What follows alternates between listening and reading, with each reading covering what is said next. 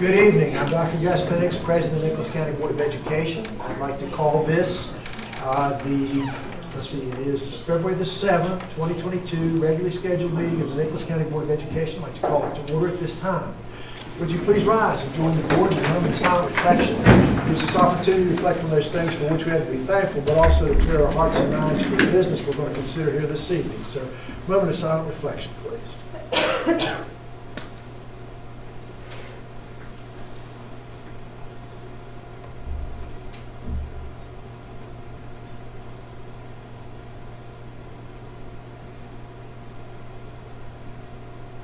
Thank you. Would you please join the board in saluting our country with the Pledge of Allegiance? I pledge allegiance to the flag of the United States of America and to the republic for which it stands, one nation, under God, indivisible, with liberty and justice for all. Thank you. You may be seated.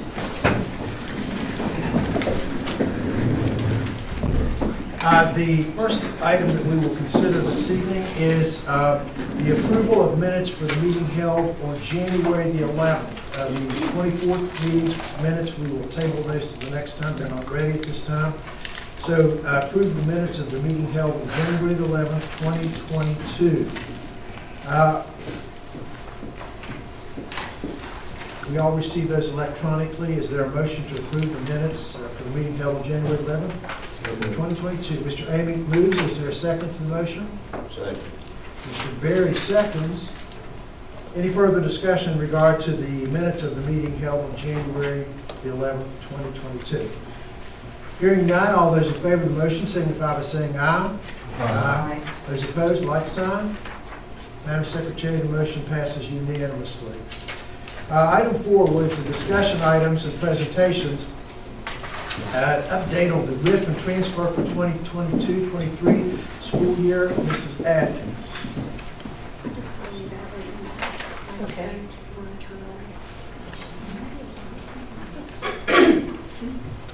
Okay, so I gave you a couple of handouts there just to kind of give you a little snapshot of where we're at.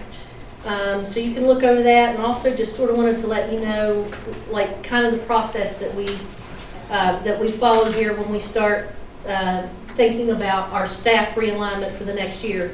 The first thing that we do is we go back and we look at the projected enrollment for the next year, and we do that to determine, what our needs are. Especially in elementary schools, you've got class size limits, and so we want to make sure that we have enough staff to cover classes, and also to see if there are places where maybe we have some extra staff that we can reallocate to another school or another area.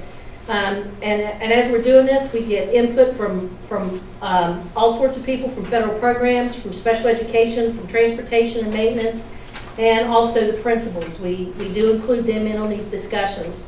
We also go back and we look at schedules to see if there's a way that we can, with scheduling, that we can find some creative solutions so that we don't have reduced course offerings or services to students. And when we talk about making cuts or realigning staff, we take several things into account. We look at student-teacher ratios, not only in the classroom but also school-wide.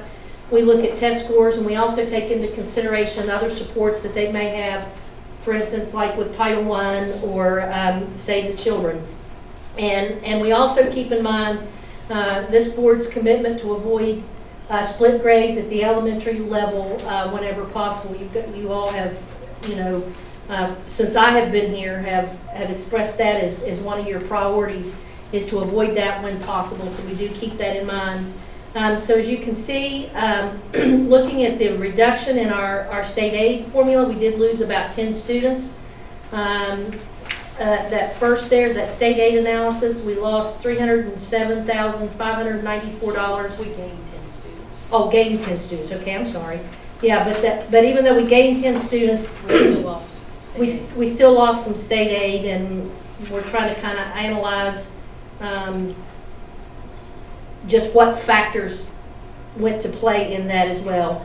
And then on page 2 there you have the projected enrollment for the county. For the elementary school, I do want to point out that this does not include kindergarten and preschool. So like if you look at your projected enrollment, like Birch River, we have 53 students. They obviously have more students at Birch River than 53, but that's the projected enrollment for 1st through 5th grade. We don't include preschool and kindergarten in this analysis because we've not even had enrollment for that yet. And we really won't know what those numbers are going to be until the fall. So those numbers are not included in here. So as you can see, we lost about everywhere except for Panther Creek. Panther Creek Elementary did have a little bit of an uptick. Summersville Middle School stayed roughly the same, but they had a little bit of an uptick. Nicholas County High School demonstrated our largest growth with about a 9% increase in enrollment. Richwood High School was probably our biggest loss there at 7.5% of enrollment. And then also Summersville Elementary and Zela Elementary there with, roughly 5% there. So you can see the first page that Melissa handed out. It shows the state aid analysis, and you see the $307,594. That's the difference that we've lost that we have to make up some way. And that's just according to our state aid. And Kevin talks with our assessor quite often, and the assessor advised that we could possibly lose up to $200,000 more. So there could possibly be up to a $500,000. We don't know for sure, but there's definitely a $307,000 deficit. But with that said, we just have to be mindful of how many positions that is and what types of adjustments can be made. And when I come back to this board, I will be talking with the treasurer about contingency and pulling money from contingency. One of the things we cannot afford, especially in this pandemic, is the loss of student instructional time and supports. We have suffered so much of a loss right now. I'm very concerned for our students, not just in Nicholas County, but for the state and for our nation. But my immediate concern, of course, is Nicholas County students. So we've used federal funding to provide aids in each of the first grade classrooms. That's something that the legislature is interested in doing, so hopefully they will appropriate some money. But Nicholas County, and I'll have to say, Dr. Lee, I have to give her credit for that. She knew that we needed the extra supports there, and that's why we moved forward. So, like I said, it's kind of good to see the state looking at trying to implement that for other counties. And if they do, we'll get reimbursement for the money that we're spending. So anyway, we've had students' behavioral issues. We've had students more behavioral issues so far than what I've seen since in the past 6 years. And it's just, again, just not Nicholas County, but it's across the state. Our kids are suffering. So, yeah, absolutely, emotionally. And if you look at Maslow, you've got to have those structures in place. And if they don't have a safe, supportive home and the emotional supports in place, they're not going to learn. So, with that said, I've talked to the treasurer, and thankfully, due to his wise budgeting strategies and being very responsible, we do have the finances to pull money from our contingency to keep from seeing a further decline in services to students, even though we have this loss. So this is projected, correct? No, $307,594 that's what we know that we're going to be missing in state aid. The part that we don't know is the assessment, and we won't know that until April. March. We'll know that next month. So we'll know for sure next month. But again, when we come back, we do have, the reason Melissa passed the second page out for you is you're able to see our enrollment. So, some classrooms we had to have overflow teachers, and due to enrollments, projected enrollments for the next year, we won't need some of those. So there's some adjustments that we will be able to do. We can come in with more solid numbers here. next time. Just looking at this analysis here, first time seeing it, there's a very small decrease in professional salaries from 22 to 23, maybe $11,000. Yes. Very small decrease in service personnel salaries, looks to me like maybe $11,000, $12,000. The big loss is down in transportation. We go from $1,276,000 to $1,106,000. It's $170,000 loss. So it's in transportation. It's not in salaries for employees. So I think we need to know that. Why is the decrease in the transportation costs? There's probably two reasons. There's a state aid formula they used. They calculate transportation. Rocky, you come on up here. Okay. Kevin is probably as much as I do about it. Yeah, I was gonna say, we may need Kevin on this also. There's a state aid formula they use to calculate transportation numbers. One of the things they use is ridership. How many students you're hauling on your buses. Our ridership went down greatly this past year. So that could be one of the reasons. Because of the COVID, no doubt. COVID or homeschooling or things like that, my ridership did drop. And also the second part about it is, if you stay underneath certain numbers, they keep cutting you back. If you stay underneath your ceiling, is that right? Well, our You didn't know about that. reimbursement's based upon our expenditures. So we're, outside of salaries, we're reimbursed for 90% of the expenses incurred to maintain all the buses and fuel and everything related to that. So a decrease in transportation doesn't necessarily mean that we were getting cuts. Maybe we spent less money in the year that we're being reimbursed for than in previous years. So it could be a COVID year, we were driving less, spending less fuel, therefore our reimbursements this year is less because it's based upon that year. Could that be reflect maintenance costs during that time? If buses are not on the road, there's no maintenance. Yeah, the less I spend, the less they give us. Mhm. Spend So, more. yeah, that's it. Well, think about COVID with us being out of school for so long. I mean, transportation was really down, so. And there is a threshold on that spending. They'll pay up to 90% up to a certain ceiling. So it's not a free-for-all, if you will. Yeah. But that's going to run 1 or 2 years behind before you catch up, right? Yeah, Correct.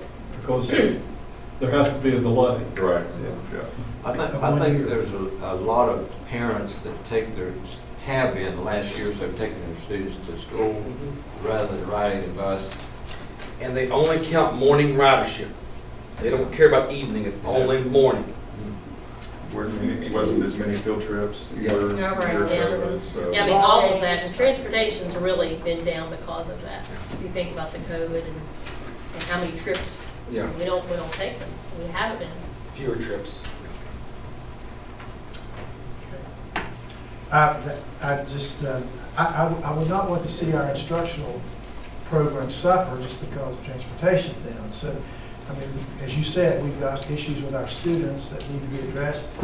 Our kids have suffered because of the lack of schooling time and that type of thing. I think we have to pay attention to the instructional programs. And again, $11,000 drop in funding for salaries for professional personnel, that could be the difference in 10 teachers retire who had an MA plus 45, and we had 10 new teachers who were BA plus 15. Correct. Just be in the salary range, something Correct. like that. So, Does that includes everybody, professional salaries, that includes principals? Yes. You have, do you still have 5 principals that are paid half teacher? But half their pay is as a teacher, 5 Yes. They're principals? teaching Yes.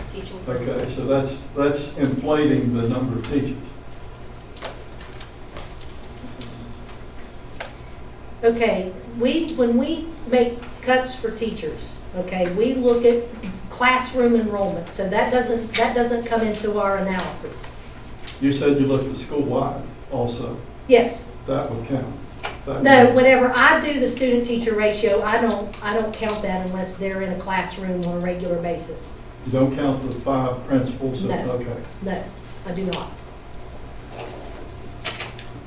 At Panther Creek, where you have 44, you're gonna have to move 2 teachers there, because they go through the, Right, and that'll just be a simple transfer.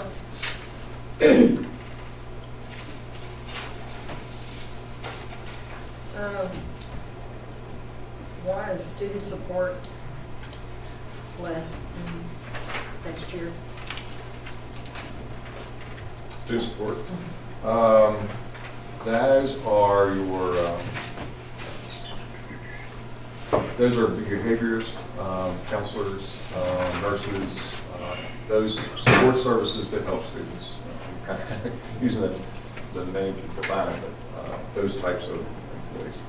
Do you know what was reduced? I mean, that's one of the things that we were discussing earlier today. We didn't have a loss in students, but yet we have a loss in aid. And we're trying to figure out why. Was that the cause of all the money that they were, like COVID money maybe into some of these extra? No, I think it's pretty standard. I mean, it shouldn't change from year to year based upon any other available funding. It is odd that when we gain 10 students and we lost, and that's abnormal. But as you can see, there's two areas of student support and transportation are the biggest places in the state aid formula. Now, there's a lot to that state aid formula, and we can dig into that a little bit more on those two areas and see exactly how it's calculated and maybe drill down and see exactly what caused those cuts. But As far as the county tax, wasn't it up a little bit this year? Is he thinking that that's going to drop back next the year? assessed values? Yeah. Yes. Mr. Dennison has told me several occasions that, just as the pipeliners and their equipment move out of the county, to expect those assessed values to drop. They brought a lot in, and now as they leave and we're a year behind, I'm pretty sure that, if I remember correctly, it's either this year or next year, it's a significant drop in assessed values. You told me that last year, as a matter of fact. So it's just something to be mindful of, and that the $200,000 that I put out there as a potential drop in assessed value is just purely an estimate. I don't have any hard numbers from the assessor yet, so we really won't know until about March 3rd, and then I'll drill it right down or to what we think it's going to be. We really won't know what exactly the number is until we see what gets paid or not. Yeah. Can some of that CARES money go to help student support? We have CARES money, and of course Sarah Lee can best speak to that. She's the one that's been managing that. And we do have it divided for student support. We have each of the areas covered. As far as going back and making changes right now, we will look at every option, every possible option before going into the contingency. Well, I have an idea the drop there is due to the virus or to all the activities surrounding, by that. Oh, yeah. Is that a drop? And we shouldn't have, particularly teachers, I don't think we're going to come at the end of this and have someone who doesn't have a job, particularly teachers. We have enough vacancies and that's been, since I've been here, anytime that we've gone through this process, all of those people that we cut still had a job at the end of the day, so. But we have, like I said, we have different classrooms that have been, a few students over, and then they've lost population since the previous year. Yeah. And those couple of positions I know will not be needed at a couple of the schools. So those are, so we're talking professionals anywhere from 5 to 8 is what that equates to, if you're looking at solely professional. But again, if we go in and we have a couple that we know are going to be overflows that can be removed, so you're looking at anywhere from 6 to 3. But again, we have money that we can pull it out of contingency and cover it because, our kids need all the support they can get right now. Yeah, I'm like Gus, we need to concentrate on academics, absolutely. We've asked too much of our teachers. Cuts have to be made somewhere else. But The interesting thing, in looking at the 7 steps there, only one of them increased, and that's instructional supplies, and it went up several $1,000s. That must be where your 10 students did qualify. But we have, like I said, we have a budget that we can pull from for contingency because we cannot that we take away from student instruction. I'm just sharing with you the numbers, what the hard numbers are, and we'll give you some solutions of how we can solve that without interfering with instructional services for students. Or realign our staff in such a way that it's more efficient. We have declining enrollment. We have Mhm. declining enrollment, but this Can't be year was the avoided. only one. I mean, typically it's anywhere from, 60 to 80 students. This year it's different, which thrills me to death. I mean, 10 kids back. yeah. How much of that, I wonder, was the kids that were coming off of homeschool coming back into school? It's been so back and forth. I don't It's know. hard to tell. But I would think that would account for some That of was that. part of it. Would have been part of it. I would say, I mean, this year, the fluctuation has been crazy. Could there be a difference, Mrs. Gregory, in the fact that we have some of these kids that are back and are going through the program through SESC? Yes. Okay, so that might be where we see some of that increased Yes, enrollment. so we've been able to capture some of the students who were not comfortable for whatever reason in returning back to our traditional facilities. So we have a contract through the SESC for online instructional services, and some students have taken advantage of that. Well, those are still our students. They're still counted as Nicholas County students. So we still get paid for those students, although we have to pay a certain portion of that for the instructional services, but they're still counted as our students, and that has helped too. That's helped with our enrollment. One thing about the CARES money too, did you not say that you had to go present on how you were going to spend that on? You Yes, have to we kind did, of and it do had to that. be approved, yes. So, I mean, you can't just say, okay, we got this money, we're going to move it over here. You can't do that because No. it has to go Right. what you originally. We had to do a plan, we had to go do a presentation in front of Department of Education members. Then they evaluated our plan and gave us feedback and told us what they would approve and what they wouldn't approve, and we had to make adjustments. And we had to actually change our CEFP to incorporate, funding changes, spending changes that resulted in, any type of changes to our campus of any of the Nicholas County schools. So it was a pretty detailed process. With the shortage of teachers in the county and the state, we're gonna hang on to all of our people and still want more. Exactly, Yes. exactly. That's Yes, been the case for the last couple of years, yeah. That's Oh, been the yeah. case since I've been here. that's a I think that's statewide been the case issue. with everybody, Yeah. not Yes, just us. no. We're not as in bad a shape as a lot of counties. We're very fortunate, we've even able to kind of survive this year with our subs. We've not had some of the problems that other counties have had. I mean, we still have a sub shortage, but we've fared much better than other counties. I know in some counties, they have days they don't even run buses. And so we've been very, very fortunate that we've fared better than most counties. I think it would be interesting to see in your study, Kevin, across the board, if other counties have declined or decreased in their transportation spending as we have. We'll Find that out. find that out. You know, I just think we need to be open-minded to anything that we can increase our students' academics. Yes. I mean, we and everybody else just lost ground nationwide. Yeah. Well, I'm hopeful that if the legislature passes the aids for first grade, what we're already doing, and if they give that type of funding, what I want to do, instead of just replacing and saying, well, we're going to cover that funding, what I would like to do is see if we can offer it and say, all right, well, if they're going to pay for the first grade, let's go ahead and pay for second grade to have that additional support with aids. Because our kids need help. I mean, it has been very, very difficult. I mean, you can talk to teachers. They're going to tell you we need help, not just Nicholas County, but statewide. It is, our kids are suffering. A lot of your first graders don't even have, or the second graders don't even have the first grade. Correct. That's right, they missed out on a full year. I So mean, they're- they can do the online instruction and we can provide all the supports we can, but it doesn't take the place of that that in-person instruction, the small group instruction and the hands-on and the practice and the repetition. It just doesn't take the place of it.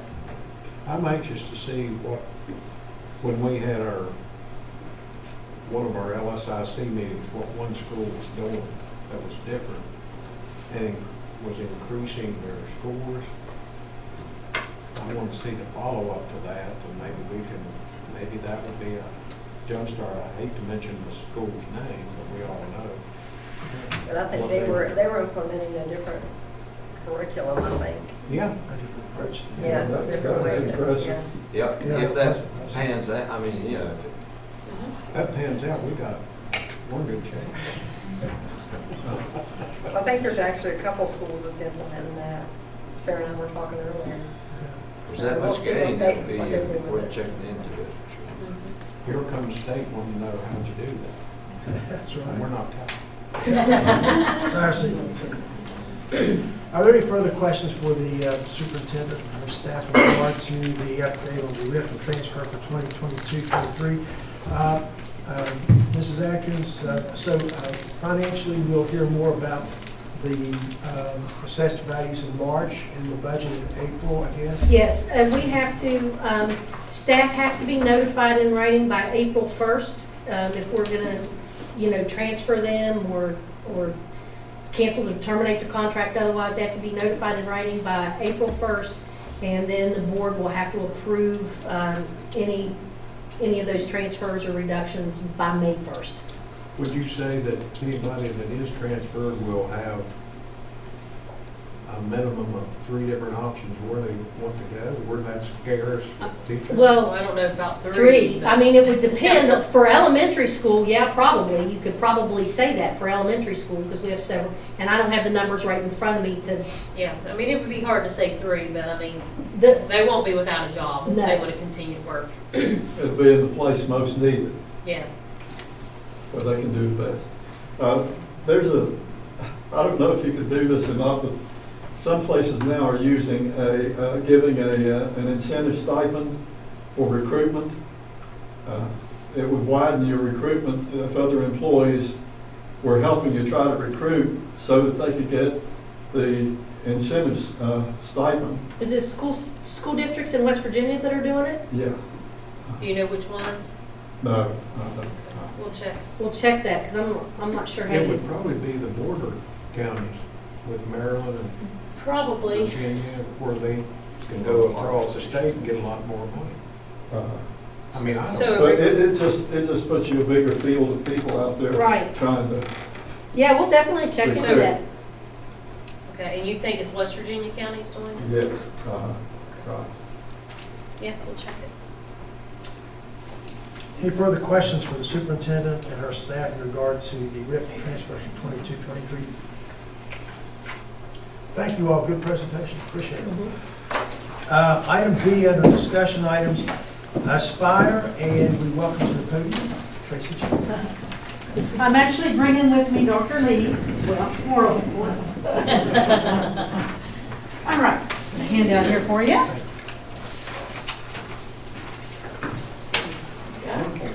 This is kind of on the heels of Mr. Moose's talking about recruitment, a little bit, recruitment, but in a different way, kind of. Internal recruitment. Yep. And Tom, if you would come up for me, please. So as you know, we worked on a career exploration packet, and you guys all know that we decided to do pre-K all the way through to adult. And we were including our adult students. Well, Dr. Tetrick said, well, let's keep going. So we decided we would come up with what's called the Nicholas County Aspire program. And what this does is it gives Nicholas County professional staff an opportunity to explore the potential to become an administrator.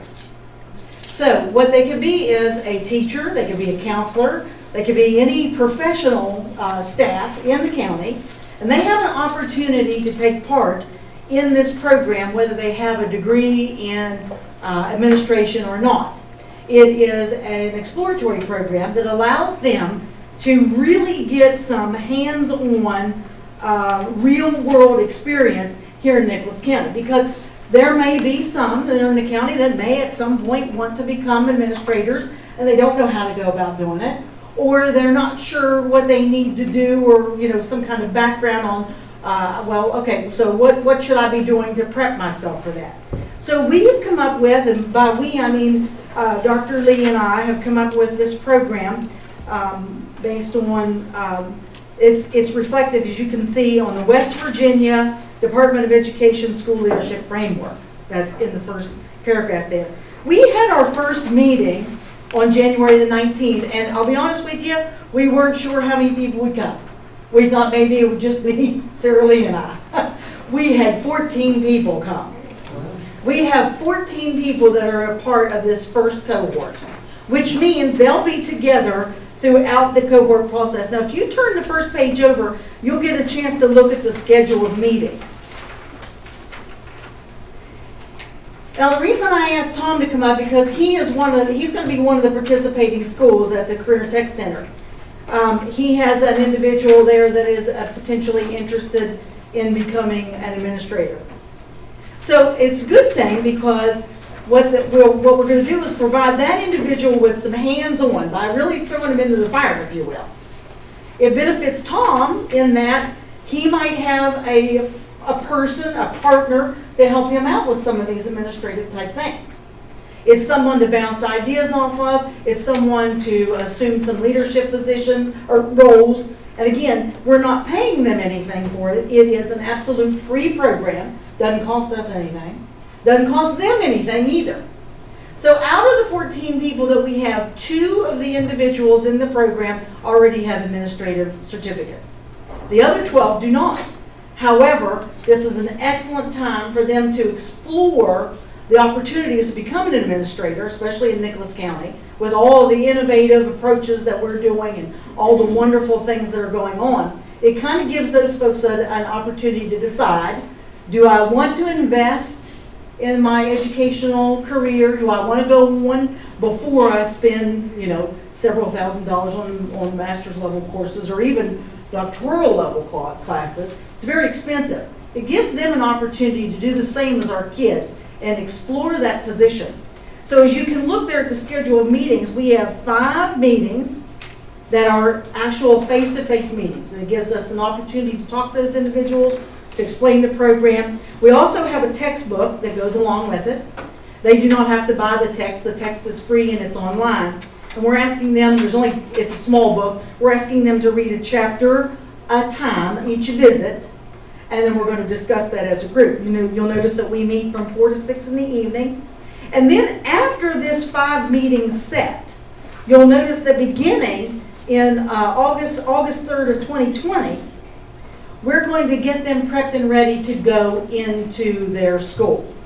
Now, in Tom's case, he may have an individual that may just choose to stay at the tech center and work with him for the period of a year. They'll get embedded, work-based learning and a real-life application in their school for a period of a year. But his individual also may be interested in elementary education. So Dr. Lee and I are providing them an opportunity, if they want to kind of feel out and see which grade level is better for them or which they may be more inclined to work with, we're giving them an opportunity to check out some of the other schools in the county as well. And we're providing that. You want to talk to them about how we're doing that with release time? Well, we can provide release time. I have one little bucket of money that is professional growth and development for aspiring administrators that we can tap into to be able to provide sub-coverage in their classroom while they go and do some job shadowing. Mm-hmm. And I've talked with Mr. Bayless as well. Is there anything you want to say about how it could be a help to you in your situation or your setting? Well, just overall, when you first take over as administrator, it's just a humongous undertaking It's very overwhelming. You've got the GPS system you have to learn, Weavas, SFO, all of Kevin's financial stuff, which is enough to drive anybody crazy. So, I mean, it's just really overwhelming, and plus all the teacher evaluations and the day-to-day management. So this gives us people experience ahead of time to learn those systems and those different platforms prior to stepping into that role. So it's a great program. I appreciate you guys work with that and let our kids, our people do this. It's awesome. So, Thank you. thank So you. basically, we're going to be growing our own. That's exactly right. That's the plan. That we are following kind of the West Virginia Department's model when it comes to growing your own, because as you know, they're implementing that with teaching physicians in the state. We're taking it kind of one step further and offering out to administrative interest as well. Well, this sounds great. This is what we were asking for earlier. I think it goes to, and you know, Mr. Moose was talking about recruitment. I think it goes a long way toward that goal. Do you happen to know the average age of our current principal? The average, no, but I know we definitely have several that are well within retirement age. They constantly remind me through bad days and they can go out the door, so. We had a program like this years ago, guys. I think you got into that administration that way. I don't know what it was called then. Pre-service program, I think it was a pre-service administrative program. of some sort. Well, I got it in the old-fashioned way. I was drafted in the Army, and I was drafted into the You know, I think though that Tom makes a very valid point about the fact that this is an opportunity for them to actually, see the role of the principal. When I started as principal, you just went in the office and started filling out admits and schedules by hand and go this and do that. It's just a whole different world with a lot of the technology that you have to deal with anymore, and and the responsibility for finances is just kind of massive there. We had those two, but we did paper books, that type of thing. But I just think this is a good opportunity for our people to get a feel of it, and I hope we have a lot of people who want to continue on, because we need administrators. We need good administrators. Even if they don't continue on, I think them having that deep understanding of all of the operations of a school outside of your classroom will just make them a better educator. Amen. Do you have a section that you're going to go over? It's not like it was when I was there. I mean, you have so many children are raised by grandparents. Exactly. Yes, sir. Yes, sir.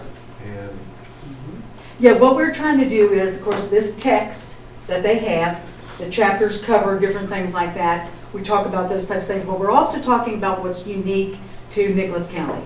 What are we doing different? What kind of challenges do we have? What kind of celebrations do we have here in Nicholas County? So we're trying to make it and tailor it here, and incorporating everything at the state level, but trying to really tailor it to what's going on here. And what's really neat is if you continue to read through there is a project that the folks they have to do at the end that is tied on the heels of your conversation to some type of academic project to help students do better. So what we're asking them to do is, while they're in the role and while they may be working with Tom, we want them to look and see what a problem with academics might be, and present to us maybe some potential challenges to overcome that. And it's their project. We're not telling them what to do. We're asking them to go out and see if they can identify some area. It could be special needs, it could be whatever it happens to be. But their project that they're working on, that's a part of this, has to be tied to academics. So that gets them in that thought process. A little practice as an instructional leader, not just the managerial piece. Yes. well, what about you train them and they become, you're saying that's, John Doe there is one of our star potential, and then they go to Fayette County. That could happen. That could happen. That could even happen. with teachers. Right, that could happen, but here's the thing. We have worked with Melissa, and what we're going to do as kind of an added bonus, if you will, when they complete, and they have to complete the entire process, the entire program, and do a very studious work, we're going to issue them a certificate that allows them an opportunity that when we have a job opening, they get an opportunity to go in and say, listen, I've already been through this. I already kind of know. It kind of gives them, if you will, a leg up. So we're hoping that with that, we'll retain those folks. It's a possibility, yes, as it is a possibility anywhere. But with that certificate, it says, hey, I'm in tune with what's going on here in Nicholas County. So we hope to get them to stay as a result. Well, it's like Tom said, you jump from one job to another and you jump into that job, it's a shock. It is a shock. It is a shock. You have no idea what has to go on or how much time it takes. Yeah. It is a Hopefully, shock. as they move along, we'll be able to But- continue the program, Yeah, so they but- have additional support those first few years. Right, yeah. Because we're getting to the point now where we are getting several principals, which is not what we've had in the past. Yeah, the point where you bring them in and a bit at a time, it's not just dumping them all at once. And that way, you could retain them better, when they'd have an idea. Like what's going on. Mr. Evans said, it's scary to think that we did all this time and effort in an administrator to leave us. It's more scary to think that we did no time in and he stayed with us.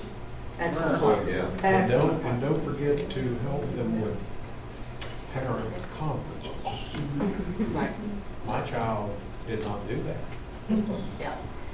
Yeah, there's a lot that we can do here and tailor it specifically for what our outlook or our forecast is here that they're not going to get anywhere else. We're going to follow the framework, but that's very general. We're going to get very specific with the needs here in Nicholas County. Well, I think something else, Nicholas County likes Nicholas County people better than an outsider. It goes way back when they come in here and they bought all the land, these land companies. And the gas and coal. Well, it's a lot easier when you're around people you know. Exactly. And it gives this group of 14 a nice cohort, kind of a camaraderie, if you will, that they can be together and make decisions and bounce, ideas and questions off of one another. It's just a nice group. Well, if I can help anyhow, I'll Great. volunteer. We'd love it. Yeah, we'd love it. Any further questions in regard to the Aspire program?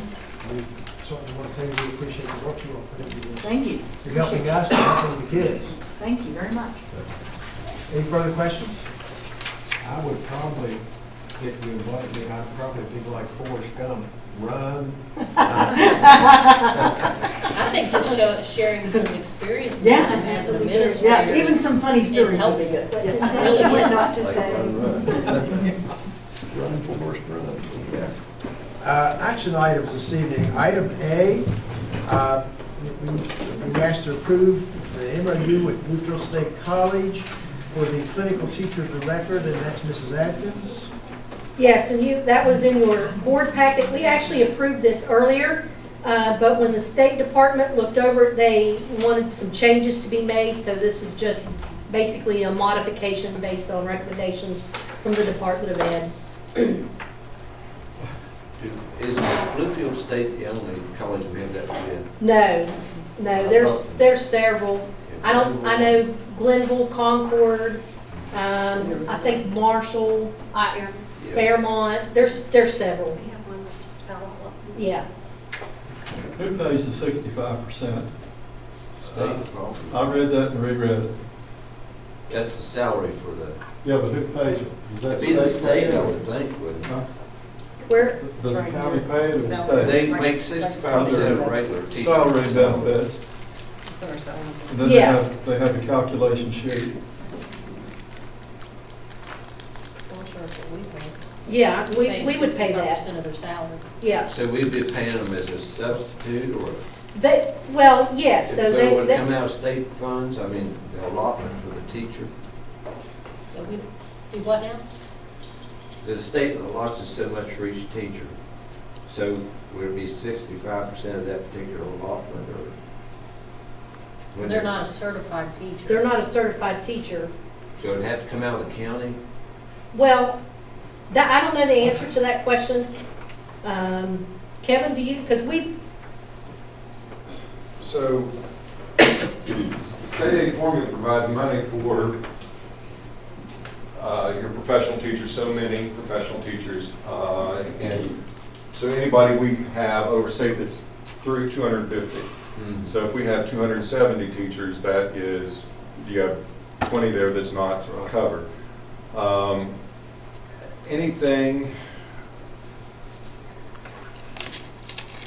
Anything you do over and above the state aid formula, which we're already over, so it's going to be on the county essentially. So more than likely, they would be, it would come out of the county in that case. Yes. More than likely. So it'd be 65% of their salary instead of 100. right, but these students will be with us for an entire year, and they can substitute within the building. I believe it's within the building. Is that correct, Sarah? The clinical record teacher? That's when they're in their residency, their 1 Right. year. Right. Yeah, Now- that's what this is.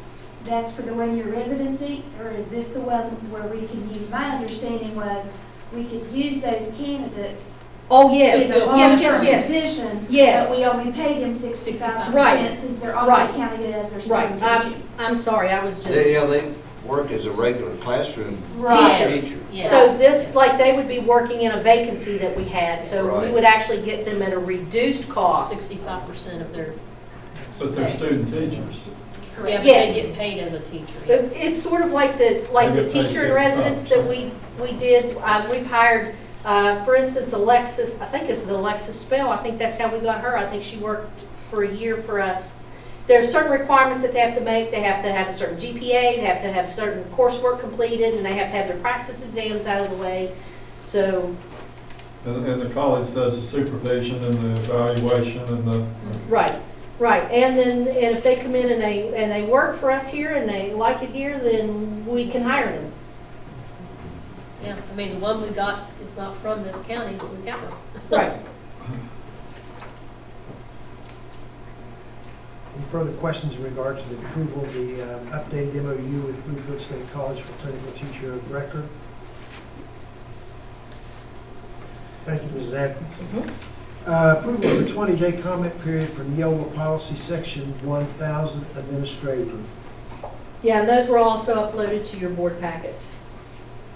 Yeah, we're sending those to Neola, Those have already been reviewed by Neola, and we're putting them out on 20 and we're days, putting them out on 20-day comment. just like we did the zeros Yes, policies last time. Yes. There was a lot of stuff in that, this one. yes.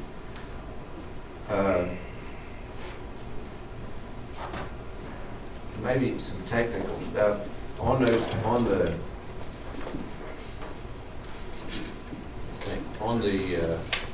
weapons.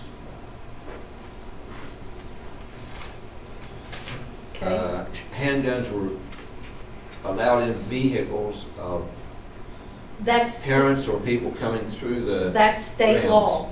That is state Yeah. law, so we can't prohibit that now. We can't prohibit that. And it because was, ones who had a concealed permit could come into the building with that if it's concealed. No, it has to be locked in their It vehicle. still has to be in the It vehicle. has to remain in the vehicle. Well, the other, what I was thinking, our state passed a law where all could carry concealed weapons. But You not, didn't have to have that permit. But it still has to be locked in a vehicle. you can't carry them into the courthouse, you can't carry them into schools. Unless you're in law enforcement. Unless you're in law enforcement. Okay.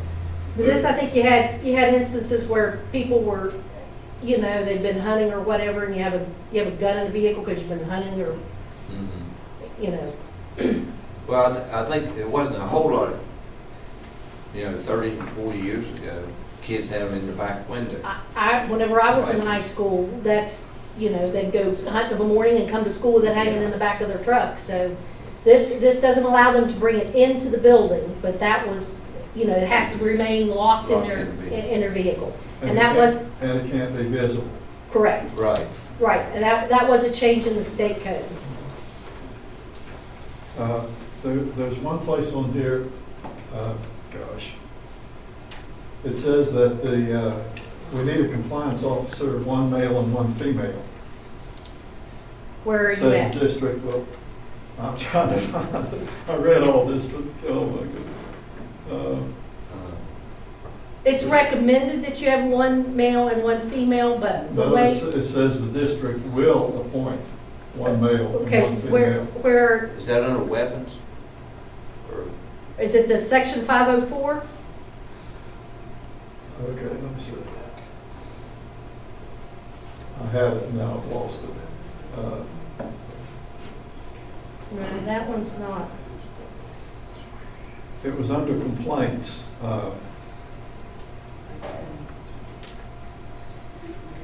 I could go back, I'll review these tomorrow before I put them out, and if there's something we need to clean up, I'll bring it back to you. Yeah, there was another there Can you search it? on the, No, you have to go with each individual. on the knives, talk about weapons.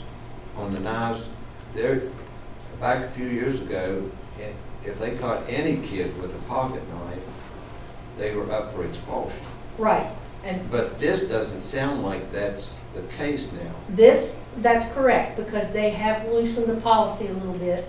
Just depends on the size of the, Correct, plus the function. correct, correct. Yeah, I think that there was an interpretation, that's not how we've proceeded Mhm. with expulsions. Well, they came out really strict with that, Right, and then they, I think it backed off. According to this, it's been backed off. yes, It has and all of been this back has been reviewed by legal counsel other than me. I mean, I've gone over it, Yeah. plus Neola's legal staff has looked over it.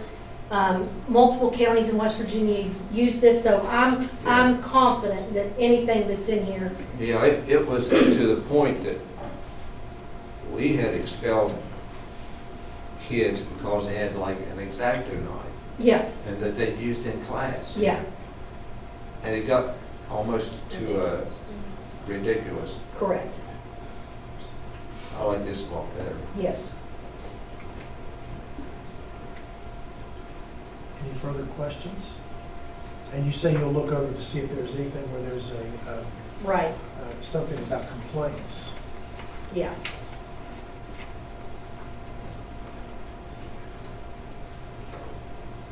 Is it complaints or compliance or compliance officers? I'm not sure at all. I don't So know. I'll go back, I'll look over it. So some places, like for instance, I'm the Title IX coordinator. Some places have a male and a female Title IX coordinator. We don't do that. I'm the female, but we have a male investigator, so that if we feel like we need to have a male handle a situation or a female, we still have a male and a female. We just kind of take on different roles.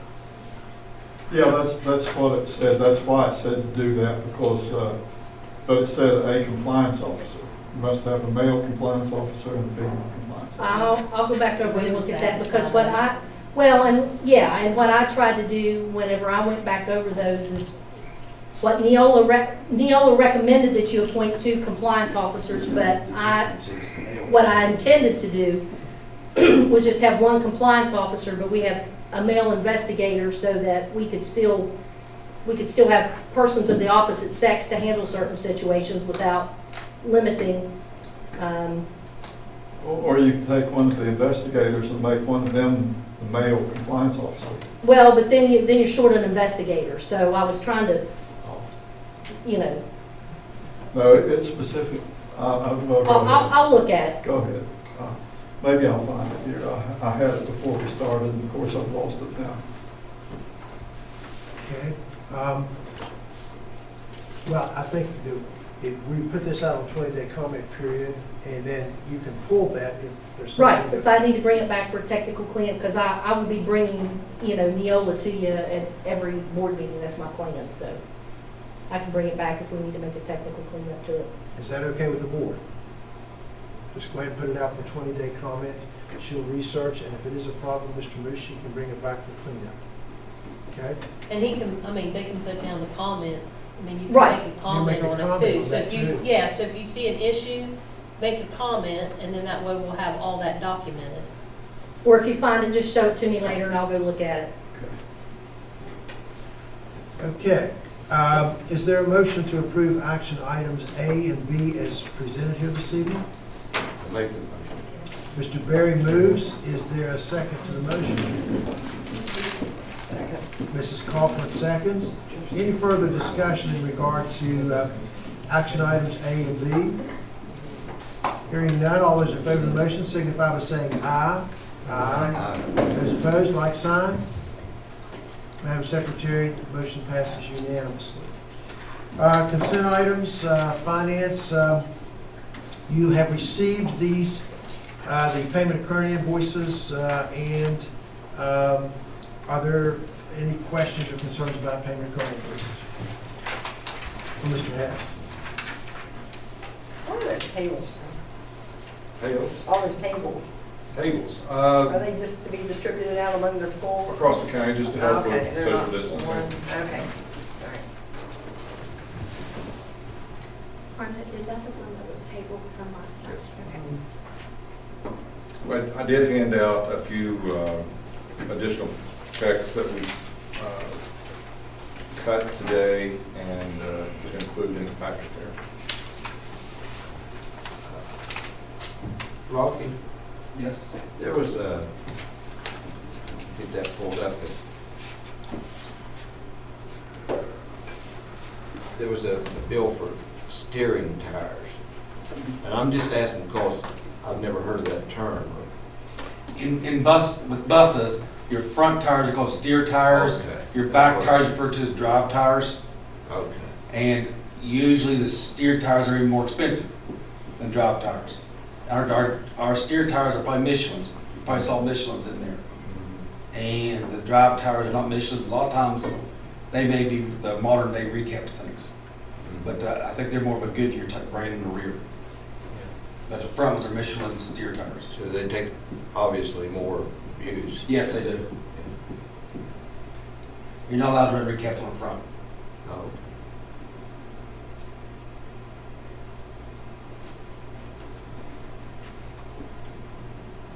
Couple. Okay, any other questions in regard to payment of current invoices? Kevin, the $1,750,000 permit from the Department of Environmental. What was that? $1,705?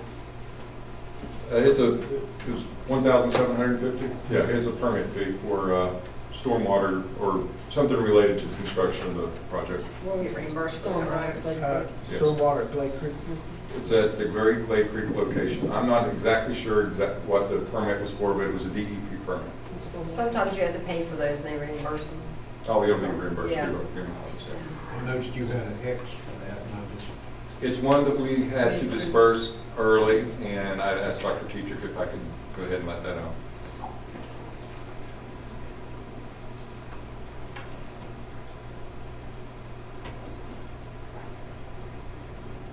Any further questions in regard to payment of current invoices? Gosh, those power bills are killers. just 32,900. Can we, can we tell that those have gone up? I will be able to, when I get into budget, I'll be able to compare those to previous years. But we spend $325,000 a year on power. I guarantee you they will. Gas, about the same. Gas is about the same, you know.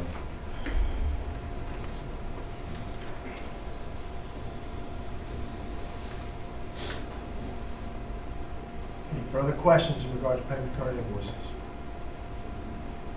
Hearing none? Bids. You have copies of the bids in your packet. If you have any questions there, we had 4. I'd be happy to try to answer this for you. First one's on tables, and is that funded by CARES? Those are funded through the CARES money, yes. Okay. What is an RTU? Rooftop unit, That was really nice. heating and cooling. I really knew that, but I just was wanting to Quiz me. So, what was it? it looks like one was really way out of the ballpark on that, 129,000. Yeah. And, okay. And Nicholas County MS Security Campus, what's the MS? Nicholas County Memorial Stadium. State, okay. 15,937. Any questions in regard to the bids there? Like no bidders? Sherry, Yes. I saw where, are they going to be changing kind of like the guidelines on the food service since, I heard they relaxed them because of COVID. Are they going back to what it was before? Is that something that's going to affect us very much? This year, we got several waivers, Uh-huh. which has helped with, because of supply issues. If we don't get those waivers next year, for the most part, they're going back to what they were. Some of, like, they're using Target 1 on sodium instead of moving it forward, which will really help us. But used to be you could only have fat-free, flavored milk. They're allowed now to have 1%. So that kind of stuff has helped.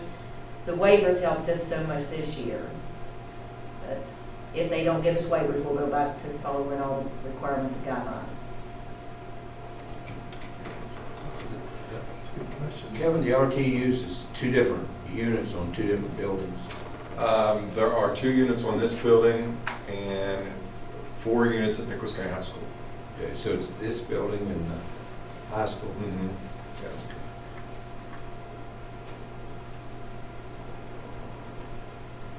Any further questions in regard to bids? Mr. Hess, thank you. Is there a motion to approve consent item A as presented this evening? Mrs. Kaufman moves. Is there a second to the motion?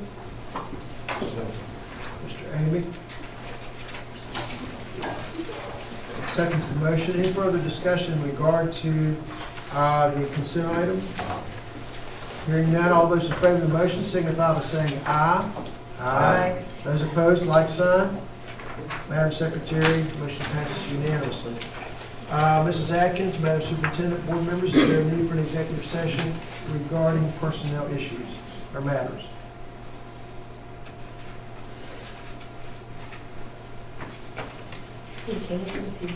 Yeah, maybe just very brief, like 2 minutes. Okay, I'm going to hold you that 2 minutes. It will be very brief. Okay, the superintendent has requested an executive session regarding personnel matters. Is there a motion to go into executive session for the purpose of discussing personnel matters as prescribed in West Virginia State Code? Mr. Berry moves. Is there a second to the motion? Second. Mrs. Kaufman seconds.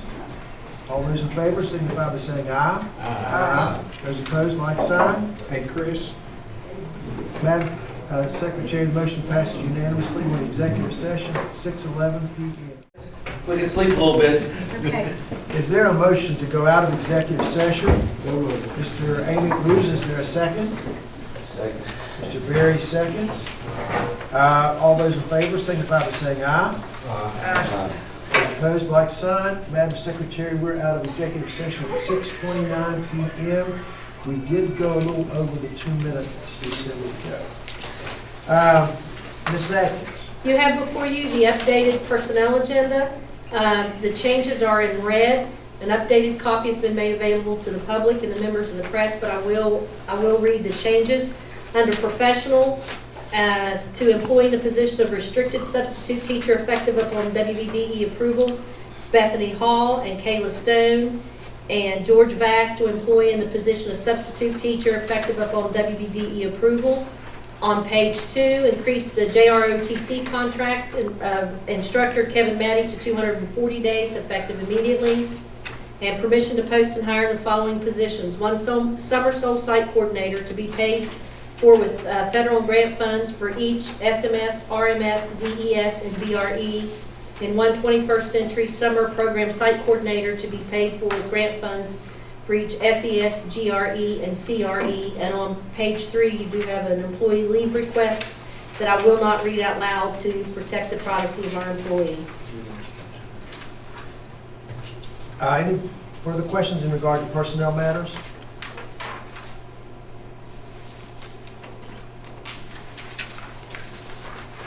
Hearing none, is there a motion to approve the personnel agendas presented this evening? So moved. Mr. Amick moves. Is there a second to the motion? Second.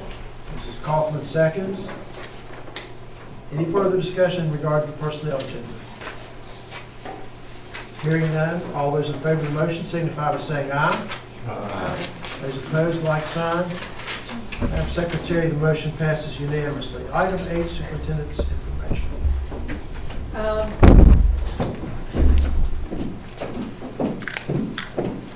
Probably just need to clarify something. Last week I got a call from 911, very concerned about blast heard around Summersville. We do have blasting permits, but it definitely was not at the Glade Creek property. There was no blasting occurred there, so I have no idea what that was from, but it was not us. And I know that we had a lot of calls and a lot of people ask. We have, I'm just going to have Mr. Roberts give an update on the canopies at Richwood. Okay, Richwood High School, one day last week they finished the left-hand side, and today, maybe even into tomorrow morning, they'll finish up the right-hand side that's attached to the band room area. That got blown, the posts, everything got blown away, okay? But tomorrow by noon or so, everything should be done up there. As far as canopies go, everything should be complete. And that was contracted out to Holcomb Construction, excavation. And some of that's, we'll get back insurance money. Kevin's like, but anyway, some of the money we did get back for the insurance claim, okay? But that job is now complete, thank goodness, okay? They got the big one on the main walkway too, Rocky. Yes. The whole thing. Yeah, so now the middle school kids, when they go to lunch and stuff, that it'll go with their head. That was an important one, yep. Looks great. Looks Thank you. great. Thank you. I don't mind at all, if you want to do like updates and maintenance or buses or whatever. Okay. Whatever you want to do. Okay, that'd be great. We do have, well, you may want to stand up here for a second. I just wanted to update the board also. We have an issue at the Career Center. We have some major leaks that just started in the hallway, main hallway. Yes. So Rocky has a plan in place to try to About address it for now. Thursday of last week, their Career Center, walk in the Career Center, down the hallway to the right, like you're going down to Auto Tech and Carpenter and all that hallway. That hallway, it looked like it was raining. So we took the ceiling tiles down and stuff like that. We made a different path for all the students who are in the building, so no students are walking. Mr. Bayless did a great job. Him and his staff did a great job. They made some alternate entrances for the kids to go to the building, so those students were walking in that area because the floor was wet. But anyway, it's just right here in one spot, we hope, okay? It has to be above 50 degrees to put down any type of coating on a roof. So Wednesday, there might be 52 degrees. So Wednesday at 10 a.m., all of us are going to get on the roof and start trying to spread coating over this whole area with brushes and whatever we can use and try to get it done by 2 because it has to have 2 to 4 hours to dry afterwards. So pray for us. You want me to help, Rocky? Yes, I do. Would it help some way if you could get more heat to come up from the, I'd say we took out all the ceiling tiles and hollered just about all of them. And so a lot of heat's going up there anyway, and the coating is inside the building right now getting warm. We bought it this morning, 29 buckets of it, at about $995. And we're going to coat it Wednesday morning. I think it was from the snow and the ice. Older roof. Yes. Yeah, and then water standing in that area, and flat roofs do not like standing water. They do not like them at all. It didn't affect the coffee shop, did it? It's right there when you turn. It's that hallway going down from the coffee, right? Yes. Down- yeah. I was gonna say that. The new. And in Summersville Elementary School, that's another situation. We have, the floor tile was peeling in the cafeteria, gymnasium area, and for some reason, it was just lifting all It's everywhere. just old, not much wax. If you don't put wax on your tile, it just lifts up. Summersville grade school, however old that tile is down there, the tile was just sort of lifting, it was lifting up and curling. And that's like their multi-purpose room. They had PE dinner and stuff, so we started tearing that up Friday evening. I'm not gonna say we. Larry. They and did. his- Larry, Connor, and all those them. guys. They worked Friday evening and Saturday, and I just got a picture from them of half of it done by this evening, the other half done tomorrow evening.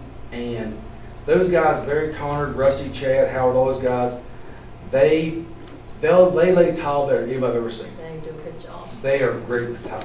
Larry did, what Mr. Bruce said, Larry did say if any of y'all want to come down and help this evening, their backs were tired, if y'all wanted to come down. I told them where I was going, they said invite y'all down there if you all wanted to come.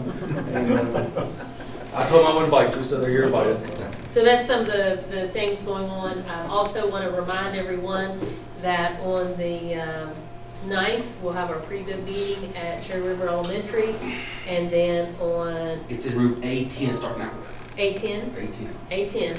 and then we'll have March the 2nd is when we'll have the bid opening, and it will be right here. What So, was the time? 8 to 10 on Wednesday? no, It's For the ninth? one on Wednesday. Isn't it one? 1 o'clock. 1 o'clock in 1 Cherry o'clock on River. the 9th at Cherry River. In room A10? Yes. 8:10, o'clock here on the opening, right? The second. 2nd of March. So this is a pre-bid on the actual construction of Cherry River. Yes. The pre-bid is this Wednesday, and that'll be the contractors will be in and want to bid on the project. Yes. And then we open the bids on March March 2nd. 2nd here at 1 o'clock. Right. And then construction should begin within. We will, so after the bids are opened, we will bring a bid to this board for approval. And they'll have to, the person with the, with the low bid, they'll have to get their, their bonds and everything in place.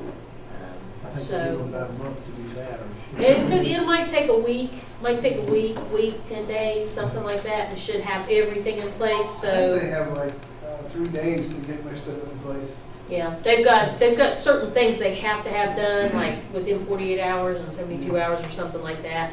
And then, so sometimes we had, bonding companies have been moving a little slower for some reason, but anyway, we should be in great shape in 10 to 12 days after that comes in and released, and then we turn them loose and they start their working. Of course, they have to have a few days to mobilize their people. And Right. They'll be needing, but if it's out of state, out of town, they're gonna have to bring people in. Yeah, folks, if you, if you know of people that have places to rent, houses, spots for campers, we're going to need it. One of the things that the SBA told me, not the SBA, I'm sorry, our architect told me that's really good news. For every dollar that we spend in the county, it means $3, for the local community. So, when the bids go out for Richwood area, for example, every dollar we spend will be $3. They expect $3 to be generated for Richwood. And when you get your, money over here, it'll be $3. So that's pretty big. That's pretty big.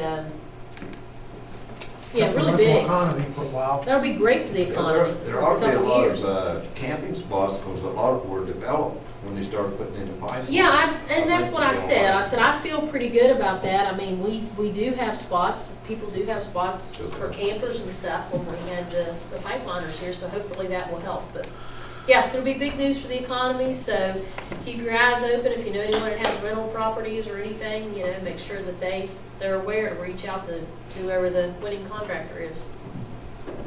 Will both of those be open to the public? Yeah.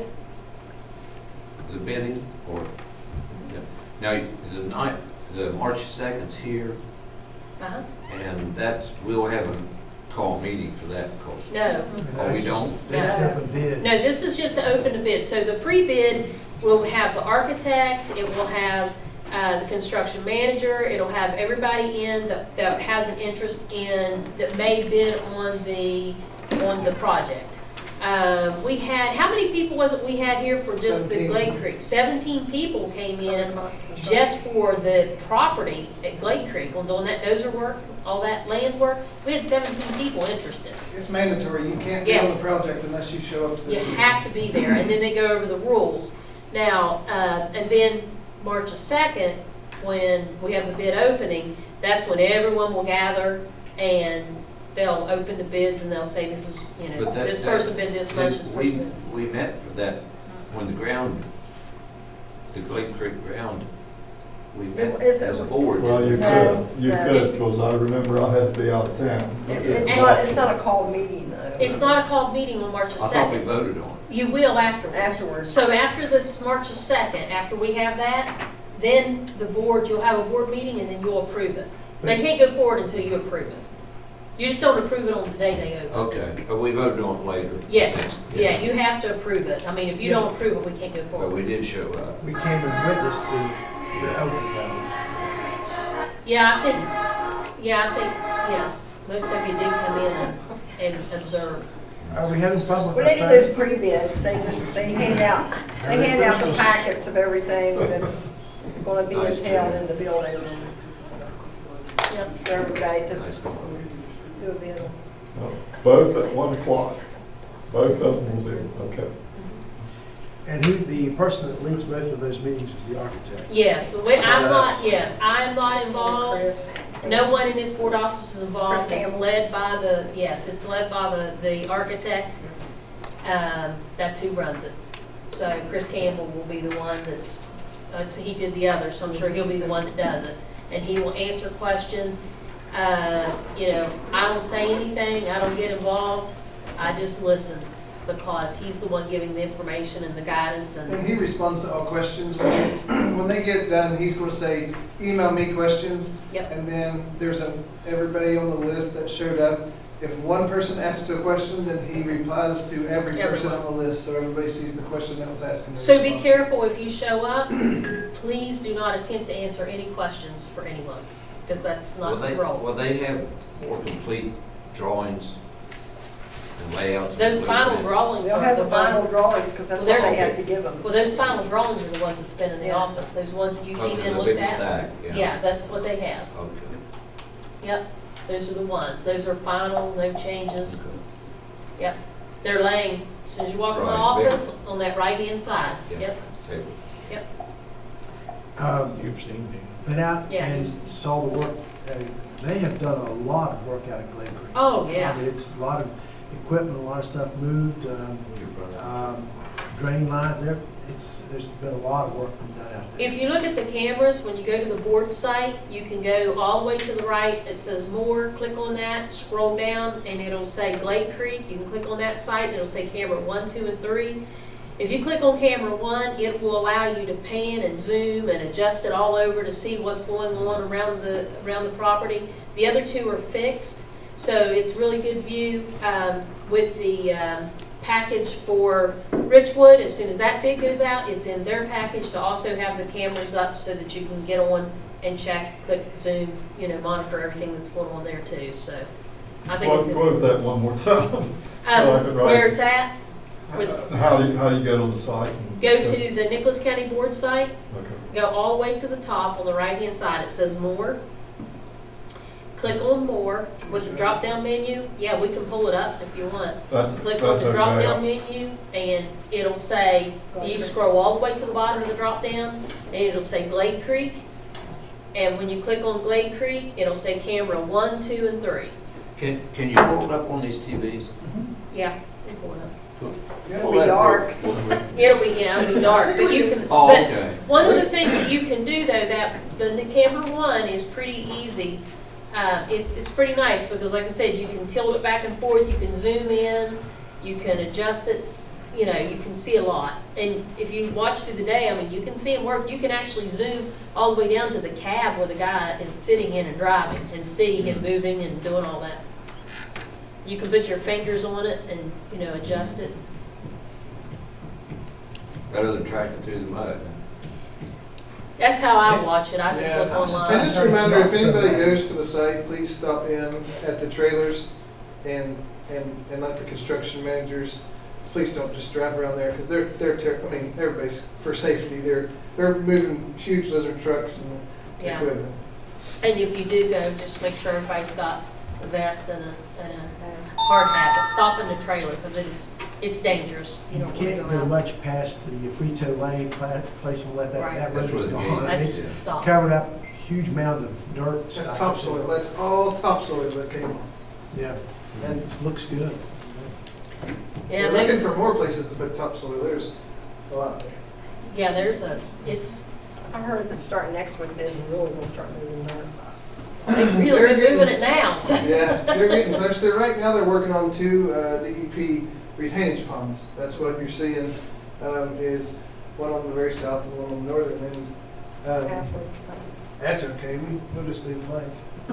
Change it again. Yeah, it's, They're getting, if you look, there's a concrete ditch going down, where on the right-hand side of the site. They're getting ready to put it in there. That's where we, Just a question, as you look over toward where the cemetery is, there's a lot of black stuff laying over there. Now, I know the concrete is the drainage lines. What is that? Over there? I think because it's also drainage pipe. Just a different kind. Yeah. was it the pipe or just the black flat stuff? It's a black. It's circular. It looks like nailed hay, but it's not. Oh, it's in square? I mean, well, you know, the circular bale and Oh. grapple. Maybe it's that rip wrap that they talk about, that they line, they're gonna get the line everything with that and put the gravel over it. It looks like maybe a line. Oh, so it's the stone, it's That's not just the stone. black stuff that goes in it? Rip wrap. Oh, there you Rip go. wrap stone. Okay, so it's a stone, I knew it had something to do with stone, but I thought there was Maybe stuff that's you put in it. field. Like fabric. Yeah, If you click yeah, on, field fabric, yeah. If you click on more here, you may have to scroll down. Just, you Mr. know, Luce, you see what? whenever we put the other school up and the other school starts recording, we'll have another tab called the Richwood Project, Cherry River. Cherry River Project. See if that pops up, What? the camera, if you get, all view, okay, go ahead. Yeah, all you have to do is click on Live View. Now, this is operating off cellular, so please don't expect it to be fast. If you move it a little bit, you're going through cellular and it's going to move a little bit. But it just takes a little bit because it is cellular data coming from the site. When are they gonna start blasting out there? And they Probably said this week, This week? this week or next. I next think. week, next Maybe week. that's why they're gonna start. Yeah, when they get down to blasting, then they're saying they can use that rock to. Because right now the rain really slows it down because their roads are just mud. But when they get down to blasting, they can chop that up. You can see right now we're looking at a Big crane. it's an excavator. And if you want to turn around and look somewhere, all you gotta do is touch this down here and it'll take a minute, but it'll rotate that camera around. See, And that looks funky, but that's the Frito-Lay place. That's Dominion Hope Gas, and here's and Frito-Lay. you can tilt it up and down, and Yeah, so you you can zoom really in, do a lot with it. I'm trying to show you the retainage pond that we're working on right here. Why can't more than one person messing with that at the same time? I can try it. Yeah, I haven't tried it either. Whoever's got the one up. That's it, whoever logged in first is you're good. Yeah. So, of course, this is the power pole that we're barely seeing, but the retainage pond that they're ripping out is right there. We'll move it just a little bit more. Which will help a lot. Like, I know that everybody's heard we're trying to expand a little bit. So this all could be used for, so you can see how this is a pond right here. That's where they chose not. I saw some things on Facebook saying they couldn't blast on the whole site because of gas wells. That's not true. They're going to blast on the site. The company chose not to blast on this pond because of the proximity of the gas well. So they are going to blast. They just decided not to blast right there. They was That's the going to one rip that was right out from Frito-Lay. Yep, this is, Frito-Lay is right here. Here's the power pole you're looking And at. they figured, once they really looked at it, they said they could do it just as easily They just ripped it with out. just ripping it out, so. So That's, that's that camera. I don't know what all we can see from the others. If they got lights, we can see some stuff. But these you can't move. And I'm working with the company to make, yeah, you can't really see a whole lot. There's your Frito-Lay, and that's just reflections down there. So yeah, that's. Are they working in it at night? no, they're not It's all allowed to. daytime. They have to have inspectors on site when they're doing certain things, when they're Yeah. doing soil compaction, when they're doing, lots of different things. Mhm. So there's certain times that they're allowed to work, they can't work outside of certain times because of needing M&H people has on been site. fantastic Oh, to they're work there. wonderful. They're They've wonderful. worked way more than anybody has expected them to. Honestly, our contracts with the third-party contracts with the people that does the inspections just holds them back a little bit because they're not supposed to be there 7 days a week. These guys want to roll 7 days a week and get it done. Mhm. Yeah, they're doing a great job. Yeah. Yeah, M&H is They're hard work. really good, yeah. Yeah, So that's it. So Thank for you, it- Chris. For me, Thank you, Mr. Hanshaw, and thank you, Madam Superintendent. Item 9 on this evening's agenda, reports, the SESC, we do not meet now until the middle of this month. We did not have a meeting last month, so we'll have a meeting, and I'll report after that. Bright Horizons, Mrs. Kaufman.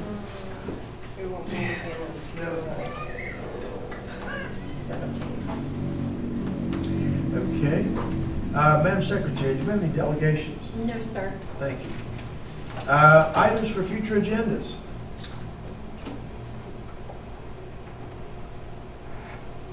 Okay, if you have any, you can let us know. Future meeting dates, next meeting date is Monday, February the 21st at, here at the board office at 5 p.m. A couple of other things, you've heard about Math Field Day, both of those, Wednesday and Thursday of this week, and the awards ceremony. And Wednesday is for grades 4 through 9 at Panther Creek, and the awards is at 3 p.m. Thursday, it's grades 10 through 12 at the Career Center, and the awards time is at 1:45 p.m. So if you want to attend those. Also, again, I'll mention, I think I mentioned this before the meeting, the Career Center has their 2022 Skills USA competition on February the 17th. And that is at the Career Center here, and it begins at 4 p.m. with awards at 8 p.m. that evening. So just letting you know those dates. I'd like to also mention to you that Mrs. Young, Special Ed Coordinator, is not with us this evening. It's her sister that passed away on Friday, and so our thoughts are with her and her family as they're suffering that loss. Anything else? Is there a motion to adjourn this evening's meeting? I'll make it. Mr. Berry moves. Is there a second to the motion? Second. Mrs. Kaufman seconds. All those in favor signify by saying aye. Aye. Those opposed, like sign. Madam Secretary, we are adjourned at 6:54 p.m.